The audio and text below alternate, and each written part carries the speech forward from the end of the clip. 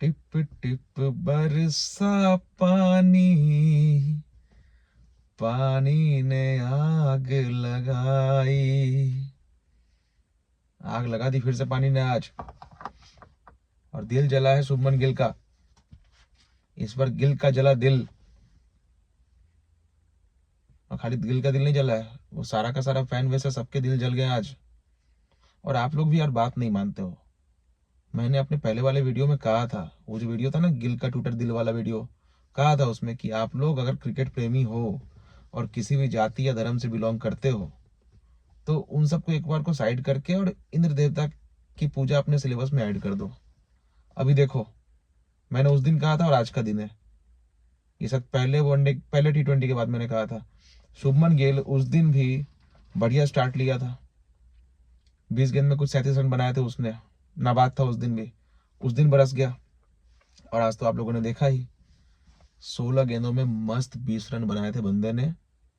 मतलब यार समझो आप लोग, परसों कितनी मेहनत लगी है मुझे उसको मोटिवेशन देने में, उसको समझाने में, बुझाने में, बुरी संगत से दूर हटाने में।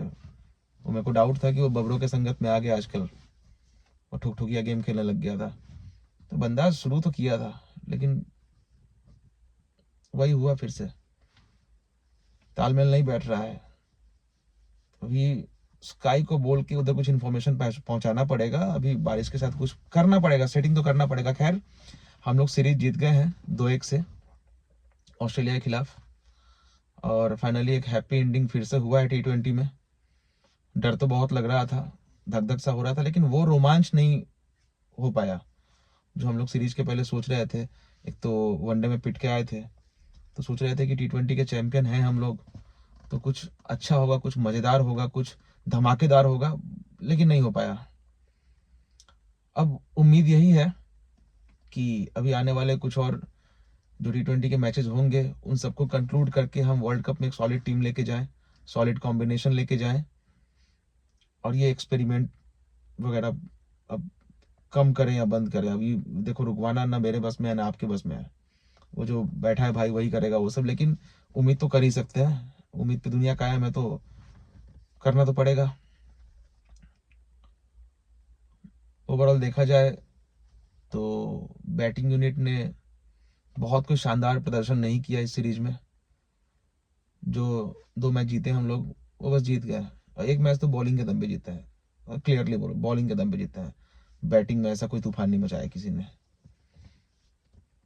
और बात रही शुभमन गिल की, तो भाई लास्ट 10 पारी उठा के देखो तो 2 इनिंग ऐसी आई है जिसमें अपने थोड़ा खुल के ताली बजा सकते हैं, लेकिन ये 10 पारियों के सैंपल साइज में अभी भी अप टू द मार्क नहीं है। ये क्वेश्चन रहेगा अभी दिमाग में, किसकी ओपनिंग में रखना, अभी मतलब ओपनिंग में रखने का डिसीजन सही है कि नहीं, ये क्वेश्चन मार्क तो रहेगा। अभिषेक शर्मा ने बहुत बढ़िया खेला, मैन ऑफ द सीरीज रहा, और परफॉर्मेंस भी ऐसे ही दिया बंदे ने, अपने रेपुटेशन के हिसाब से, अपने नेचुरल गेम के हिसाब से ही खेला है, और काफ़ी अच्छा खेला है, और उसको ऐसे ही खेलना चाहिए, ऐसे ही खेलेगा, तोड़ फोड़ मचाएगा। अभी एक यूँ समझिए कि मुख्य स्तंभ बन गया हमारी बैटिंग का, कि वो चलता है तो जीत दिखती है T20 में, वो नहीं चलता है तो आप नोटिस करना, जब जब वो नहीं चला है डगमगा गए, हम एकदम डगमगा गए हैं। उसके अलावा आज के मैच में भी एक एक्सपेरिमेंट हुआ, तिलक वर्मा को बाहर किया गया टीम से आज, तिलक वर्मा को। भाई मेरे नज़र में तो वो मोस्ट डिपेंडेबल बैट्समैन है अभी T20 यूनिट का। मतलब देखो, आप लोगों को भी फील होता होगा कि जब वो बैटिंग करता है तो सिचुएशन के हिसाब से खेलता है, अगर ज़रूरत है तो सिंगल डबल करेगा, स्टेबल करेगा खुद को, और ज़रूरत पड़ती है तो लंबे लंबे हिट लगाता है, और मस्त हिट लगाता है। ऐसा नहीं है कि वो हिट लगाने में उसको मतलब एकदम वो भारी पड़ता है अपने ऊपर कि भाई कैसे मारूं कैसे मारता है, खुलेआम मारता है। तो उस बंदे को टीम से बाहर बिठाना, अपने रिंकू सिंह को मौका दिया, ठीक है दिया मौका, लेकिन सपोज कि रिंकू सिंह अगर आज अच्छा खेल गया होता तो क्या अगले मैच से आप तिलक वर्मा को बाहर बिठाए थे, ऐसा करते? तो एक बार फिर से कह रहा हूँ कि ये एक्सपेरिमेंट मेरे को समझ में नहीं आता यार। मतलब एक बार थोड़ी सी बात करूंगा संजू सैमसन की, कि as a wicket keeper team में खेल रहा था, उसको हटाया, जितेश शर्मा को लाया, लेकिन अल्टीमेटली आपने सेट तो शुभमन गिल को किया था, सेट तो शुभमन गिल को किया ना उसकी जगह पे। तो ये सब उल्लू बनाने का काम बंद कीजिए साहब। और तिलक वर्मा को बाहर बिठाने का मतलब कुछ समझ में ही नहीं आया, क्या किया कुछ समझ में ही नहीं आया। खैर मैच जीत गए, मैच जीत नहीं गए, मैच तो चलो रद्द हो गया, सीरीज जीत गए हम लोग, लेकिन ये पजल जैसा रहेगा कि रिंकू सिंह को लाया गया तिलक वर्मा की जगह। क्या दिमाग में चल रहा है पता नहीं उन दोनों का, तो ऐसा कुछ मतलब वो इक्वेशन सेट ही नहीं होता यार कि इसको वो कैसे रिप्लेस करेगा, उसको ये कैसे रिप्लेस करेगा। एक बार को शिवम दुबे की बात करते तो समझ में आता है कि चलो लोअर ऑर्डर पे एक हिटर चाहिए अपने को, क्योंकि शिवम दुबे अभी भी फास्ट बॉलर्स के against up to the mark रहा नहीं है। स्पिनर्स को मार देता है बट फास्टर के अगेंस्ट स्ट्रगल करता है बंदा वो। रिंकू सिंह वहाँ बैटर कर सकता है, बट फिर बात आती है बॉलिंग की, हार्दिक पांड्या है नहीं, कहीं ऊंच नीच हो गया अपने फास्ट बॉलिंग यूनिट में। तो शिवम दुबे देखो बॉलिंग करता है, शिवम दुबे आता दौड़ के एकदम पूरी ताकत से ऐसा मुंह बनाएगा, ऐसा मुंह बनाएगा, लेकिन गेंद फेंकता तो स्लो ही है। खैर विकेट मिल जाते हैं उसको, तो विनिंग कॉज में अगर कुछ होता है तो ठीक है, पॉजिटिव है। तो ये सब कॉम्बिनेशन आप लोग चेक कर लेना, हमारे टीम के जो सूत्रधार लोग हैं, मैं और आप तो नहीं कर पाएंगे। उसके अलावा दूसरा जो टेकअवे अपने बोले, तो ये पूरे सीरीज में हमारे स्पिनर्स का दबदबा रहा है, बिकॉज T20 भी होने वाला उधर ही। तो वो एक चीज दिमाग में रखनी चाहिए, क्योंकि अभी तक हम बात कर रहे हैं अपने बैट्समैन की, बैटिंग लाइनअप की, किसको कौन रिप्लेस कर रहा है, कहाँ पे क्या एक्सपेरिमेंट करना है, बट हमको अपने स्पिनर्स के ऊपर बात करनी पड़ेगी, क्योंकि ऑस्ट्रेलिया की जो पिच है, न्यूजीलैंड की जो पिच है, माना जाता है कि फास्टर्स के लिए है, बट वैसे पिच पे जाके हमारे स्पिनर्स ने अच्छा काम किया है। अक्षर पटेल भी फॉर्म में आते दिखे, वाशिंगटन सुंदर ने तो मस्त काम किया, 3 विकेट लिए थे। देन और कौन था, अक्षर पटेल, वाशिंगटन सुंदर, वरुण चक्रवर्ती हमारा विकेट टेकर बॉलर है, उसने भी परफॉर्म किया है। मतलब इस सीरीज में अगर आप देखो तो फास्टर्स ने उतना इम्पैक्ट नहीं डाला, हमारे फास्टर्स ने, स्पिनर्स ने अच्छा किया। तो ये चीज़ माइंड में रखने की ज़रूरत है। और जो वर्ल्ड कप होगा उसमें थोड़ा उसको मतलब अपने कहते हैं ना कि जो भी स्ट्रेटेजी लिस्ट आपकी होगी, स्ट्रेटेजी प्लानिंग होगी, तो उसको स्पिनर्स वाला थोड़ा ऊपर रखने की ज़रूरत है। और उसके अलावा बैटिंग की बात करें तो फिर से वही कहानी रहेगी कि अब एक्सपेरिमेंट करना बंद कीजिए आप लोग, और अब डिसाइड कीजिए। चलो ओपनिंग में तो तुम शुभमन गिल को ही खिलाओगे, अभिषेक शर्मा है तो वो तो ठीक है, उसकी बात नहीं करते। नंबर 3 पे अब कुछ करो यार फिक्स, नंबर 3 पे कुछ फिक्स करो। अभी तक हम लोग ये सोच के चल रहे थे कि लेफ्ट राइट कॉम्बिनेशन के हिसाब से कभी सूर्य कुमार यादव खेलेगा नंबर 3 पे, कभी तिलक वर्मा खेलेगा नंबर 3 पे, लेकिन आज जो सरप्राइज दिया है तिलक वर्मा को बाहर बिठा कर रिंकू सिंह को अंदर लाके, तो अब तो ये भी एक क्वेश्चन मार्क आ गया कि नंबर 3 पे क्या चाहते हो आप लोग, क्या मतलब क्या चाह रहे हो नंबर 3 पे, वो समझना थोड़ा मुश्किल पड़ रहा है।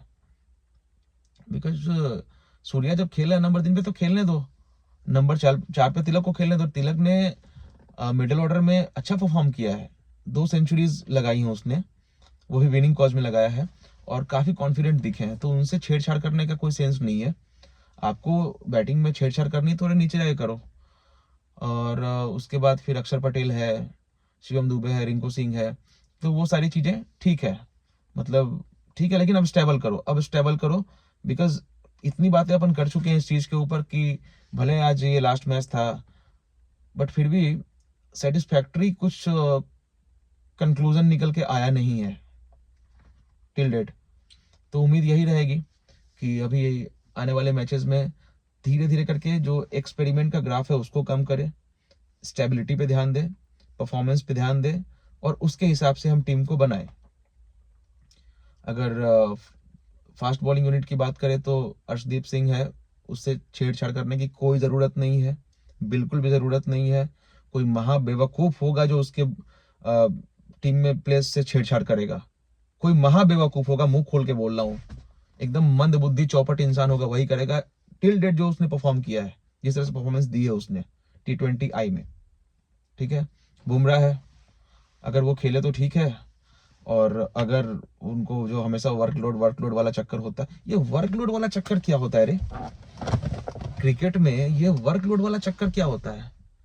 एक टाइम हुआ करता था क्रिकेट में कि लोग खेलने को तरसते थे कि अरे जितना मैक्सिमम मैच हो सके हमको मौका मिले, हमको मौका मिले।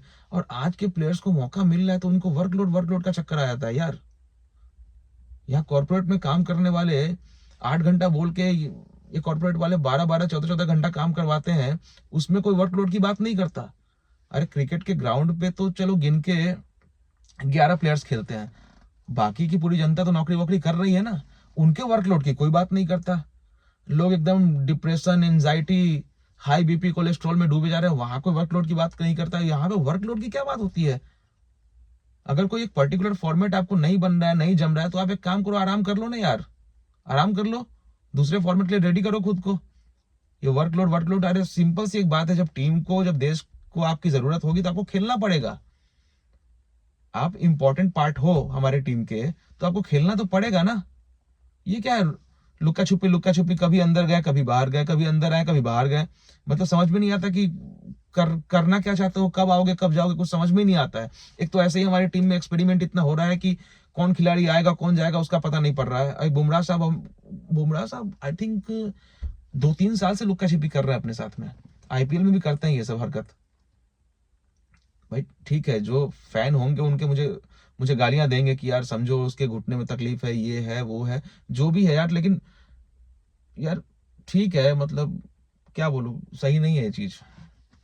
देश के लिए या तो तुम खेलो या तो मत खेलो ना, ये बीच में अंदर बाहर करते हो। अरे दूसरे प्लेयर्स को फिर समझ में नहीं आता कि उनको कैसे परफॉर्म करना है कि वो टीम में अपनी जगह बना पाए।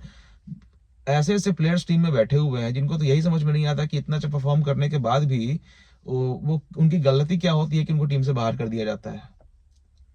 तो खैर इस टॉपिक पे मतलब इतना आगे नहीं जाएंगे, कुछ ज्यादा खिंच गया। बट हाँ, बॉलिंग यूनिट में हमारे पास में अर्शदीप है, फास्ट बॉलिंग यूनिट में बुमराह है, उसके अलावा सिराज को ट्राई कर सकते हैं, और द मोस्ट फेवरेट को भी ट्राई करोगे ही, नहीं बोलूंगा तब भी करोगे ही, राणा जी भी खेलेंगे ही। और क्या था, बाकी तो ठीक था। उधर साउथ अफ्रीका वाला भी चल रहा है, टेस्ट का प्रैक्टिस मैच नहीं, वो इंडिया वाला चल रहा है। ऋषभ पंत वहां भी पेला है, वे ऋषभ पंत भी पेला है और ध्रुव जुरेल भी सेंचुरी मारा है। अब फिर एक कंफ्यूजन क्रिएट होगा, अब मेरे को पूरा भरोसा है कि कंफ्यूजन जो क्रिएट होगा ना वो ध्रुव जुरेल के माइंड में होगा कि एज ए बैट्समैन जब भी खेलने का मौका मिल रहा है, as a wicket keeper batsman ही खेलता है ना, तो जब बैटिंग करने आता है तो बहुत शानदार खेल रहा है बंदा, अब इसके बाद भी टीम से बाहर बिठाओगे ना आप उसको, तो भाई साहब उसके कॉन्फिडेंस के लिए अच्छा नहीं है। अगर पंत को खिलाने वाले हो तो नंबर 3 पे ध्रुव जुरेल को ट्राई कर लेना, मतलब कर लेना, सुदर्शन वगैरह को ट्राई करते ही उसको करना ट्राई, मतलब एज ए मेन बैट्समैन खेल सकता है वो खिलाड़ी। सोचा था आज टेक अवे पे बात करूंगा कि ये जो T20 सीरीज हुआ ऑस्ट्रेलिया के साथ में, ये 5 मैचों में क्या टेक अवे मिला। टेक अवे ऐसा कुछ मतलब दिमाग में नहीं आ रहा है यार, आप लोगों के दिमाग में कुछ आ रहा है तो कमेंट करके बताइए, बिकॉज इतने एक्सपेरिमेंट्स हो गए हैं ना कि एक ही टेक अवे है कि एक्सपेरिमेंट कम करो, प्लेयर्स को कॉन्फिडेंस दो, टीम में स्टेबिलिटी लाओ, और वर्ल्ड कप के हिसाब से खुद को प्रिपेयर करो, यही टेक अवे है। अदरवाइज प्लेयर्स की बात करें तो सारे प्लेयर्स में कुछ ना कुछ एक्सपेक्टेड है और सब परफॉर्म करते हैं। और परफॉर्मेंस पे अगर बात करें, परफॉर्मेंस के हिसाब से चुनना है तो फिर परफॉर्मेंस के हिसाब से चुनो, फिर उन लोगों को मत चुनो जो परफॉर्म नहीं कर पाते हैं। यहाँ उल्टा हिसाब किताब चल रहा है, जो परफॉर्म नहीं कर पा रहे हैं उसको चिपका के रखे हो टीम में। शुभमन गिल के बारे में फिर से बोलूंगा कि चलो आज बल्ला चलाया है, लेकिन अभी भी उसका जो मतलब ओवरऑल जो आप देखोगे T20 का ट्रैक तो अप टू द मार्क नहीं है। तो इस चीज पे सोचने की जरूरत है। यशस्वी को लेके आओ अभी, मतलब इट्स हाई टाइम नाउ, उसको लेके आओ। ये एक टेक अवे हो सकता है। दूसरा टेक अवे क्या हो सकता है? दूसरा टेक अवे हो सकता है कि सैमसन को खिला लो, वो भी टेक अवे है, ओपनिंग में अच्छा करेगा अभिषेक शर्मा के साथ में। और क्या टेक अवे रहेगा? बॉलिंग में थोड़ा, मतलब बॉलिंग में नहीं, फील्डिंग में काम करने की जरूरत है। ये पिछले 3-4 सीरीज से जो भी एशिया कप वगैरह आया उसमें जिस तरह से इंडियन टीम की फील्डिंग हुई है वो हमारे रेपुटेशन के हिसाब से है नहीं। युवराज सिंह, मोहम्मद कैफ ने जो एक कहते हैं ना कि स्टेबिलिटी ला के दिया था हमारे फील्डिंग यूनिट को। उसके बाद विराट कोहली आए, सुरेश रैना आए, रविंद्र जाडेजा, इन लोगों की जो फील्डिंग थी उसके हिसाब से फील्डिंग में मज़ा नहीं आ रहा, मतलब कैचेस ड्रॉप हो रहे हैं दोनों साइड से हुए इस सीरीज में तो। लेकिन अपने को तो उनसे क्या लेना देना, ऑस्ट्रेलिया वालों से, अपने को तो अपने वालों की बात करनी ना। हाँ, एक टेक अवे है, हम बहुत बार बात करते हैं कि अभिषेक शर्मा ऐसा ही प्लेयर है, उसको ऐसे ही खेलना चाहिए और ऐसे खेलना भी चाहिए उसको ऐसे ही, लेकिन थोड़ा सा उनको वर्कआउट करना पड़ेगा यार, क्योंकि ये बायलैटरल सीरीज था। तो आप आए और बल्ला चलाना स्टार्ट कर दिए, गिने चुने बॉलर जो सामने आते थे हर मैच में वही आ रहे थे, लेकिन एलिस पे थोड़ा स्ट्रगल किए अभिषेक शर्मा। तो अभी जो टूर्नामेंट होने वाला है वर्ल्ड कप का, तो उसमें अलग अलग टीम के अलग अलग प्लेयर्स आएंगे, तो डेफिनेटली उनके खिलाफ, मतलब अभिषेक के खिलाफ वो लोग स्टडी करके तो आएंगे। तो अभिषेक शर्मा को थोड़ा ध्यान देने की जरूरत है, बिकॉज शॉर्ट बॉल पे लेट हो रहे हैं ना, थोड़ा लेट हो रहे हैं, वो उठ जाता है बॉल, वो ऊपर ऊपर उठ जाता है, खड़ा हो जाता है बॉल। वो एक टेक अवे बोल सकते हैं, टेक अवे क्या, हाँ टेक अवे इम्प्रूवमेंट कह लो, जो भी कह लो, या टेक अवे मैंने मतलब दे तो दिया कैप्शन, लेकिन बहुत ज़्यादा कुछ मिला नहीं यार, सॉरी उस चीज़ के लिए। यही सब है। और आप लोगों को लगता है कि क्या क्या टेक अवे होना चाहिए, तो कमेंट करके बताइए ना, बताइए कमेंट करके, बिकॉज मेरे लिए ये 5 मैचों की सीरीज उतनी कहते ना कि एक्साइटमेंट वाली रही नहीं, तो इसी के हिसाब से है, और तो क्या है। ठीक है, आने वाले सीरीज या टूर्नामेंट्स के लिए टीम को बेस्ट ऑफ लक, प्लेयर्स को बेस्ट ऑफ लक, उनके लिए यही संदेश है, परफॉर्म करते रहो, अपना टाइम आएगा आएगा आएगा आएगा। जो कांडी लोग हैं उनका टाइम जाएगा, अपना टाइम आएगा। बाकी तो मज़े कीजिए, जश्न मनाइए, ऑस्ट्रेलिया को हरा दिया हमने सीरीज में, मनाइए जश्न, और थोड़ा पूजा पाठ कीजिए इंद्र देवता का, बहुत नाराज हुए बैठे हैं, क्यों, है ना। चलिए, जय हिंद।